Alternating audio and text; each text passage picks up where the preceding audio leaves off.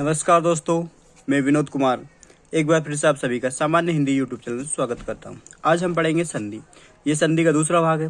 इससे पहले संधि का एक और वीडियो बन चुका है, वो प्ले लिस्ट में डाला हुआ है, आप पहले उसे जाके देखें, फिर इसके बाद में आज हम स्वर संधि पढ़ेंगे। तो स्वर संधि की पहले डेफिनेशन देख लेते हैं। तो दो स्वरों के मेल से जो विकार उत्पन्न होता है उसे हम संधि कहते हैं। क्या हो जाएगी डेफिनेशन कि दो स्वरों के मेल से मिलने से जो विकार उत्पन्न होता है, जो विकार उत्पन्न होता है उसे स्वर संधि कहते हैं। स्वर संधि कहते हैं, ठीक है। तो यहाँ से आपको समझ में आ गया स्वर संधि क्या कहलाता है। तो स्वर संधि किस तरह से, अब स्वर संधि के अंतर्गत हम दीर्घ स्वर संधि पढ़ेंगे। सबसे पहला हमारा दीर्घ स्वर संधि। तो दीर्घ स्वर संधि इसकी परिभाषा हो जाएगी, इसके कुछ नियम हैं। तो इसमें क्या है कि प्रथम शब्द का अंतिम वर्ण क्या हो, आ या बड़ा आ, ठीक है। एक तो ये, फिर ई बड़ी ई, ऊ बड़ा ऊ, ठीक है। और री या फिर री, ये दोनों साथ हो, ये दोनों साथ हो। तो ये हो प्रथम शब्द का अंतिम वर्ण, आ ई ऊ और री, ये हो। उसके बाद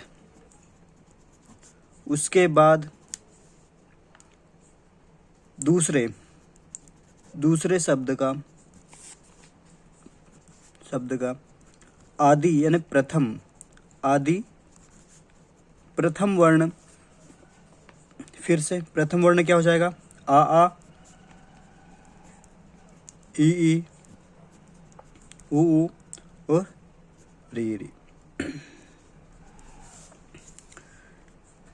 तो दीर्घ स्वर संधि बनती,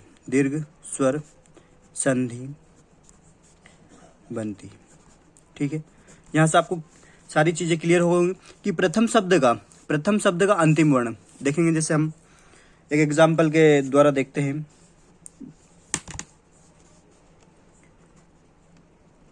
सूर्यास्त, ये एक शब्द है। तो हमने यहाँ देखा, इसका संधि विच्छेद किया, तो सूर्य प्लस अस्त, ठीक है। तो यहाँ देखिए, अब या के साथ में आ जुड़ा हुआ है, ठीक है। या के साथ में आ जुड़ा हुआ है, आ प्लस आ, ये दोनों, तो ये आ प्लस आ फिर बड़ा आ हो जाता है। तो यहाँ पर वही तो है, बड़ा आ। तो सूर्यास्त इस तरह से हो जाता है। तो ये तो आपकी इसकी दीर्घ स्वर संधि की परिभाषा हो जाती है। इससे संबंधित है, जैसे यहाँ पर देख लीजिए कि प्रथम शब्द का इसके इसी से ही चार महत्वपूर्ण बिंदु देखते हैं हम कि प्रथम शब्द का अंतिम वर्ण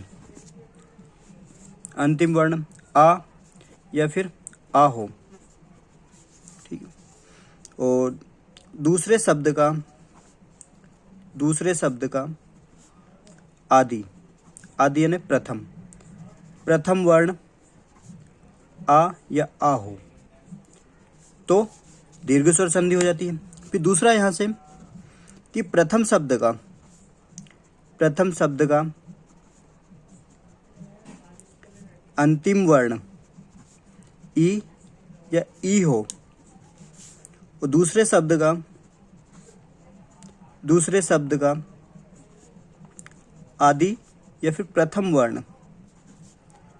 वर्ण ई या ई हो, तो भी दीर्घ स्वर संधि होती है। तीसरा पॉइंट यहाँ से हो जाता है कि प्रथम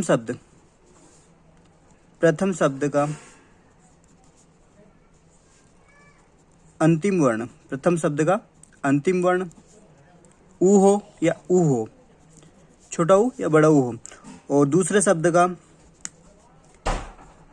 शब्द का आदि या प्रथम वर्ण, आदि या प्रथम वर्ण ऊ या ऊ हो तो भी दीर्घ संधि। और चौथा यहां से बनता है हमारा कि प्रथम शब्द का अंतिम वर्ण ऋ हो, ठीक है, ऋ हो, और दूसरे शब्द का आदि यानी प्रथम वर्ण री हो तो वहां पर भी दीर्घ स्वर संधि होगी। दीर्घ स्वर संधि कैसे हो जाएगी? तो यहाँ पर हमारा यहाँ पर बड़ा आ हो जाएगा, यहाँ बड़ी ई हो जाएगा, और यहाँ पर बड़ा ऊ, और यहाँ ऋषि। तो ऋषि इस तरह से होगी, सिंगल ऋषि है, एक और मात्रा, तो इस तरह से ऋषि हो जाएगी। तो ये जहां पर आपको मध्य में देखने को मिल जाए वहां पर दीर्घ स्वर संधि। क्या, नोट करके लिख लेना कि मध्य में शब्द के मध्य में देखने को मिले तो वहां दीर्घ स्वर संधि होती है। तो यहाँ से आपको सारी चीज़ें क्लियर हो गई होंगी, आशा करता हूँ मैं। जैसे ये वाला आ, छोटा आ और बड़ा आ, किसका? प्रथम शब्द का। जैसे हमने देखा ये प्रथम शब्द है, तो प्रथम शब्द का अंतिम की बात हो रही। पहला शब्द है जब सूर्यास्त है, पूरा एकादेश शब्द हमारा, ये एकादेश शब्द है। सूर्यास्त शब्द कैसा है? एकादेश शब्द है हमारा। तो इसका यदि इसका विखंड या खंड करते हैं, हम संधि विच्छेद करते हैं। जब संधि विच्छेद करेंगे तो सूर्य प्लस अस्त होगा, तो सूर्य है। अब सूर्य में या के साथ में आ, हाँ या ना? तो या के साथ आ है, और फिर ये अस्त, तो अस्त वाला आ, तो दोनों आ और आ, तो यहाँ पर बड़ा आ हो जाता है ना, तो ये बड़ा आ, तो ये दीर्घ हो जाता है। तो वही है ये 4 नियम हैं, इसी के आधार पर हम दीर्घ स्वर संधि पढ़ेंगे। अब इसके एग्जाम्पल देखते हैं। संकेत सूत्र देखते हैं हम। संकेत सूत्र, तो संकेत सूत्र किस तरह से? जैसे आ प्लस आ और आ का, इन दोनों का, तो इन दोनों के कुछ एग्जाम्पल देख लेते हैं जिससे आपको सारी चीजें क्लियर हो जाएंगी। जैसे देवार्चन एक शब्द है, उसके बाद में वीरांगना एक ये शब्द है। तो इसका संधि विच्छेद होगा हमारा देव प्लस अर्चन, ठीक, देव प्लस अर्चन। इसका होगा वीर प्लस अंगना। तो इन दोनों का सार्थक शब्द, ये दोनों सार्थक शब्द हैं, इनके अर्थ होते हैं। जब संधि विच्छेद करते हैं तो दोनों शब्दों के अर्थ निकलते हैं, ठीक है। तो ये यहाँ से देखिए आप, ये आ हो गया, यहाँ से तो आ हो गया, ठीक है। फिर देव, तो मैंने आपको वर्णमाला जब पढ़ाया था तो आप समझाया था कि जो व्यंजन का शुद्ध रूप है, व्यंजन का सही या शुद्ध रूप सही रूप हलंत है। क्या है? हलंत। जहां पर हलंत लगेगा वो व्यंजन का शुद्ध रूप है। तो ये वा के साथ में आ है, यहाँ पर वा के साथ में आ का प्रयोग हुआ है, तो ये आ और ये आ, ये दोनों बड़ा आ हो जाते हैं, ठीक है। तो यहाँ पर बड़ा आ देखने को मिला, ठीक है। यहाँ पर भी सेम वही है, बड़ा आ, तो रा के साथ में आ और आ पहले से बैठा है, तो ये दोनों बड़ा आ हो जाते हैं, ठीक है। तो यहाँ पर भी वीरांगना। तो पहला सूत्र तो ये हो गया।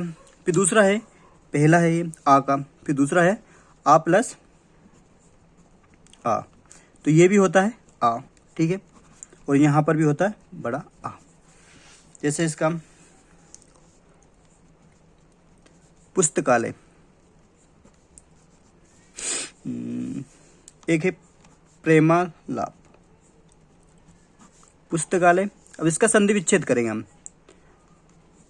पुस्तक प्लस आले, और इसका संधि विच्छेद करेंगे तो प्रेम प्लस आलाप। ठीक है, तो देखिए यहां से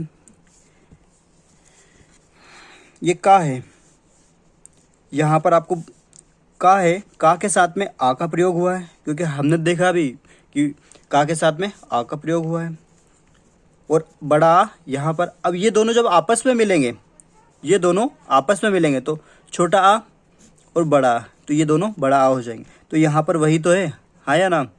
ठीक है, बड़ा आ, सेम कंडीशन वही है। फिर प्रेमालेप, प्रेमालाप को देखते हैं तो माँ के साथ में आ है, माँ के साथ में आ है, और बड़ा आ पहले से बैठा है, तो छोटा आ और बड़ा आ ये दोनों हो जाएंगे बड़ा आ, हाँ या ना। ठीक है, तो इस तरह से ये बड़ा आ का नियम। तो तीसरा है हमारा कि आ प्लस आ, इसका फिर बड़ा आ हो जाएगा। ठीक है, अब क्या है, जैसे रेखांश, रेखांश है पहला, तो रेखांश है और परीक्षार्थी या फिर परीक्षार्थी।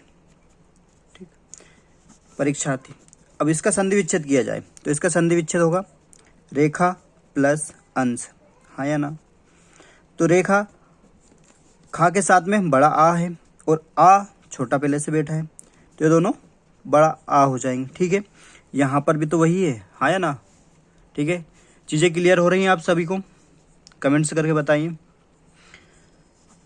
परीक्षा प्लस अर्थी, परीक्षा प्लस अर्थी, तो ये जो है यहाँ में छा के साथ में इच्छा के साथ में आ है और आ ये, तो ये दोनों हो जाएंगे बड़ा आ, तो यहाँ पर भी परीक्षार्थी में तो बड़ा आ है, हाँ या ना।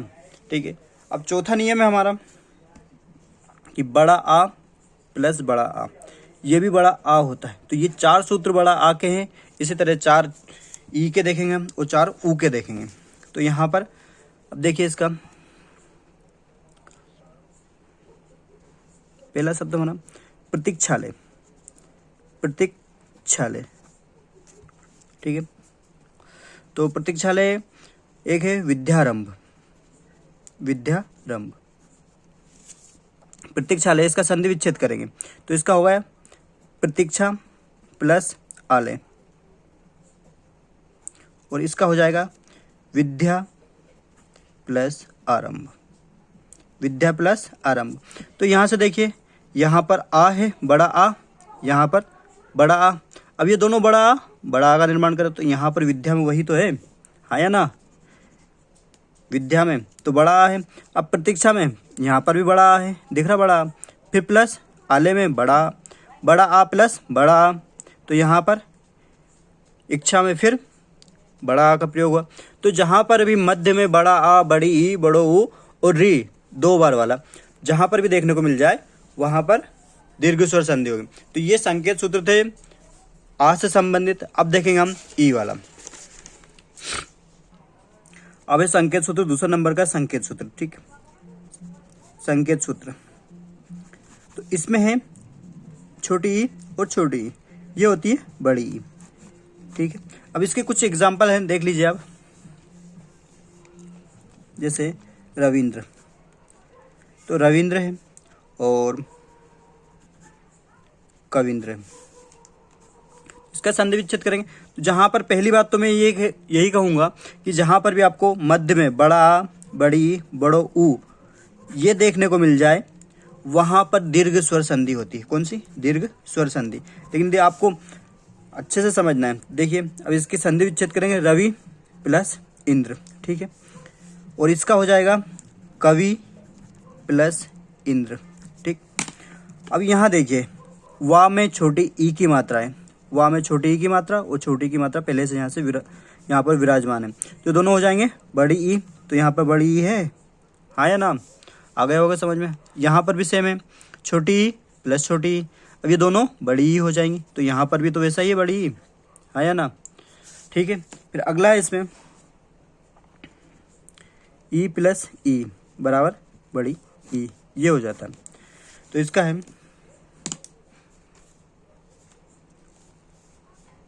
जैसे ग्रीस, और है परीक्षा। तो ग्रीस का संधि विच्छेद करेंगे हम। यहाँ पर देखिए गिरी प्लस ईस में बड़ी ई की मात्रा आती तो ग्रीस हो गया, और इसका होगा परि प्लस इच्छा, यानी दूसरों की इच्छा, परि प्लस इच्छा। ठीक है, अब यहाँ से देखिए यहाँ छोटी ई की मात्रा है गिरी में, यहाँ बड़ी ई की मात्रा है ईस में, वैसा ही ये दोनों आपस में मिलके बड़ी ई हो जाएंगी, हाँ या ना। फिर छोटी ई है प्लस बड़ी ई, क्योंकि ये अब ये दोनों मिलकर फिर बड़ी ई हो जाएंगी। तो यहाँ पर भी तो बड़ी ई है, यहाँ पर भी बड़ी ई, तो इस तरह से ये बड़ी ई हो जाएगी। तो यहाँ पर हमें देखने को मिल रहा कि दीर्घ स्वर संधि किस तरह से ह्रस्व और दीर्घ स्वर मिलकर दीर्घ स्वर का निर्माण करते हैं। अब इसमें तीसरा नियम है बड़ी ई प्लस छोटी ई बराबर बड़ी ई, ये है हमारा तीसरा। अब इसके एग्जाम्पल देखिए, महेंद्र और देवीक्षा। तो इसका देखिए मही प्लस इंद्र, संधि विच्छेद क्या होगा, मही प्लस इंद्र, और इसका होगा देवी प्लस इच्छा, तो यहाँ बड़ी ई है, बड़ी ई, ये छोटी ई है, छोटी ई, और ये दोनों हो जाएंगे बड़ी ई। तो यहाँ पर महेंद्र में बड़ी ई की तो मात्रा है, हाँ या ना, दिख रहा हो। देवीक्षा देवी, इसमें फिर बड़ी ई की मात्रा देखने को, जहाँ मध्य में बड़ी ई की मात्रा देखने को मिल जाए वहाँ पर दीर्घ स्वर संधि लगाना। जैसे ये है बड़ी ई की मात्रा, वाम में बड़ी ई की मात्रा, फिर इच्छा में छोटी ई की मात्रा, और ये दोनों बड़ी ई का निर्माण करते हैं। तो वही तो यहाँ है देवीक्षा में। अब अगला बचता है हमारा बड़ी ई प्लस बड़ी ई बराबर बड़ी ई होता है। ये ई से संबंधित आखिरी सूत्र है। जैसे नदीस और महेश्वर, तो नदीस का संधि विच्छेद होगा हमारा नदी प्लस ईस, ठीक, नदी प्लस ईस। महेश्वर का होगा मही प्लस ईश्वर। अब यहाँ पर देखिए नदी में बड़ी ई है, फिर ये ईस में बड़ी ई है, तो ये बड़ी ई प्लस बड़ी ई का निर्माण कर, तो यहाँ पर ईख का निर्माण कर रहे हैं दोनों। अब यहाँ पर भी सेम कंडीशन है कि बड़ी ई प्लस बड़ी ई, अब ये दोनों बड़ी ई का निर्माण कर रहे हैं, तो यहाँ पर भी तो वही है। आशा करता हूँ आप सभी को दीर्घ स्वर संधि से संबंधित ये सारे एग्जाम्पल समझ में आए होंगे, किस तरह से दीर्घ स्वर संधि होती है। अब हम बात करेंगे ऊ और ऊ से संबंधित। तीसरा हमारा सूत्र रहेगा,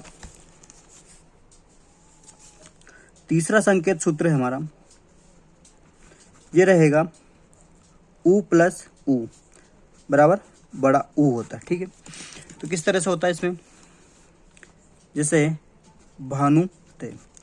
भानुदय होगा पहला शब्द हमारा, फिर दूसरा शब्द है सुक्ति।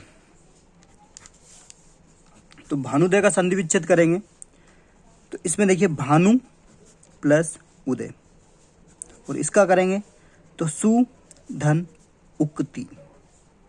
ठीक है, यहां से देखिए नाम में छोटा ऊ है प्लस उदय में छोटा ऊ है। अब ये दोनों छोटा ऊ और छोटा ऊ बड़ा ऊ का निर्माण करते हैं, तो यहाँ पर बड़ा ऊ है नाम में, हाँ। जैसे सुक्ति है तो सु सा में ऊ है और उक्ति ऊ है, तो ये दोनों बड़ा ऊ हो जाएंगे, तो यहाँ पर सु में फिर से वही तो सुक्ति, इसी का एग्जाम्पल हो जाएगा। फिर अगला है इसमें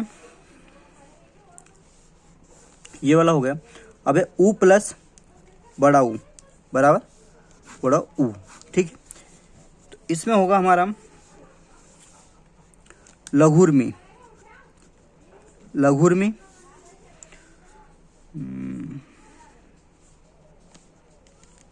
साधुर्जा। तो इसका देखिए इसका संधि विच्छेद होगा लघु प्लस उर्मी, और इसका होगा साधु प्लस ऊर्जा। घा में छोटा ऊ है, घा में छोटा ऊ की मात्रा है और उर्मी में बड़ा ऊ की मात्रा। अब ये दोनों बड़ा ऊ का निर्माण करते हैं, ठीक है, ये दोनों बड़ा ऊ का निर्माण करते हैं। और यहाँ पर बड़ा ऊ है घा में, हाँ या ना, यहाँ पर भी धा में बड़ा ऊ है। जैसे धा है, धा में छोटा ऊ है प्लस बड़ा ऊ, ये दोनों बड़ा ऊ का निर्माण कर रहे, तो यहाँ पर भी तो बड़ा ऊ है, हाँ या ना, हाँ। फिर अगला है संकेत सूत्र हमारा ऊ प्लस ऊ बराबर बड़ा ऊ, ये इसका तीसरा है। जैसे वधूत्सव, वधूत्सव और है भूर्जित, भू ऊर्जित, भू ऊर्जित। तो इसका संधि विच्छेद होगा वधु, वधु, वधु में बड़ा ऊ की मात्रा आएगी, वधु प्लस उत्सव, ठीक। और ये होगा भू प्लस ऊर्जित, ठीक है। तो यहाँ से धा में बड़ा ऊ की मात्रा, फिर उत्सव में छोटा ऊ की मात्रा, और ये दोनों मिलकर होते बड़ा ऊ, तो बड़ा ऊ धा में है, हाँ या ना, हाँ। अब भू है तो भा में फिर बड़ा ऊ की मात्रा, फिर ऊ है ये, फिर और ये दोनों बड़ा ऊ का निर्माण, तो बड़ा आ भा में है, तो ठीक है। तो यहाँ से आप सभी को आशा करता हूँ क्लियर हो गया होगा सारी चीज़ें। फिर है एक ऊ प्लस ऊ बराबर बड़ा ऊ होता है, ऊ प्लस ऊ बराबर बड़ा ऊ हो गया। अब बड़ा ऊ है तो बड़ा ऊ के कुछ एग्जाम्पल देख लेते हैं।